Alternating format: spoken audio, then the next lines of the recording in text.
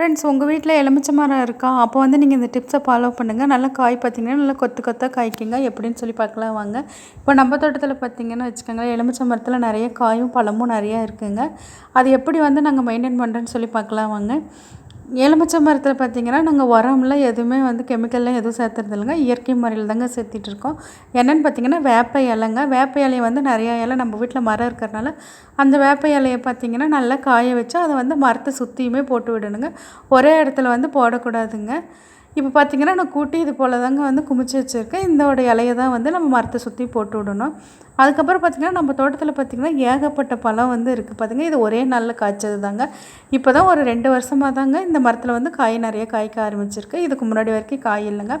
அதே மாதிரி நம்ம வந்து எலுமிச்சை மரத்துக்கு தண்ணி போடும்போது பார்த்திங்கன்னா தண்ணியை வந்து சுற்றியும் வந்து ஓஸ் போட்டு விடணுங்க. ஒரே இடத்துல வந்து தண்ணியை வந்து பாய்க்கக்கூடாதுங்க.